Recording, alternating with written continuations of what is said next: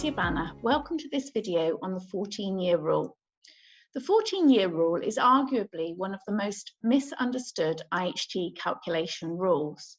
The rule can come into play where a chargeable transfer that survived by 7 years precedes a PET or another chargeable transfer that is not so survived.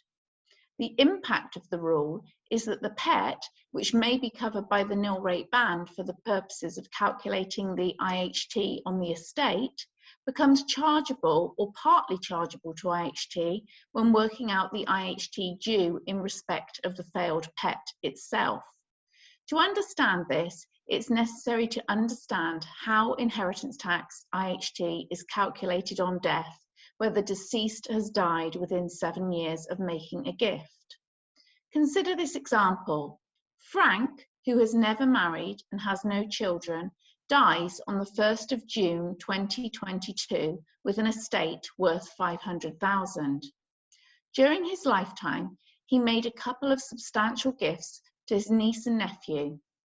In April 2017, he made a £250,000 outright gift to his nephew Tom to help him establish his now thriving self-employed business.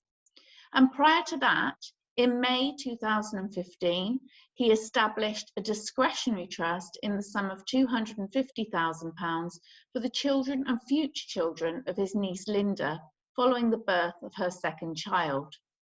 On Frank's death, it's necessary to calculate the tax due on his remaining estate, taking account of any gifts that he may have made in the 7-year period preceding his death.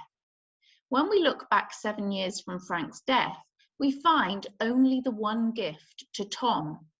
This gift therefore uses $250,000 of the $325,000 nil rate band that would otherwise have been available to offset against Frank's death estate. This results in an inheritance tax liability for the estate of £170,000. Next, we must calculate the tax due on the failed PET.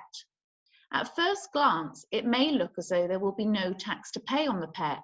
However, we need to remember that an individual may benefit from just one nil rate band in any given 7-year period.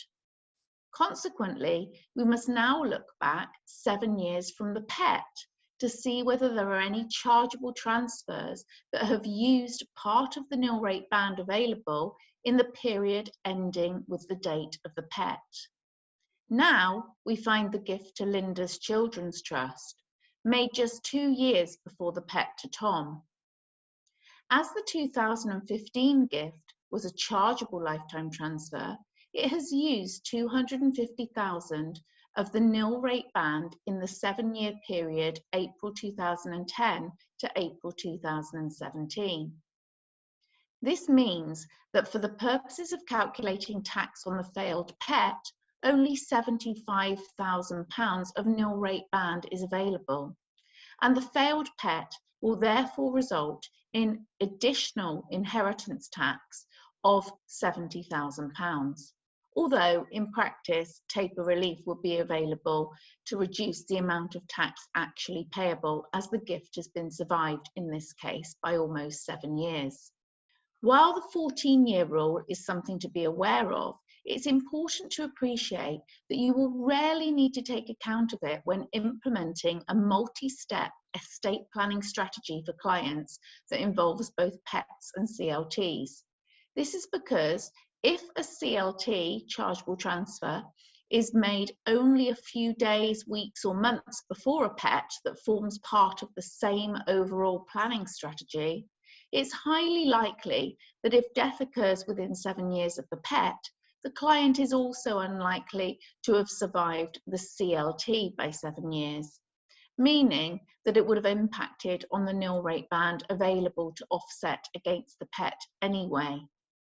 In such cases, it will usually be more important to try to preserve a full nil rate band for the trust created by the CLT by ensuring that the trust is established before the PET is made.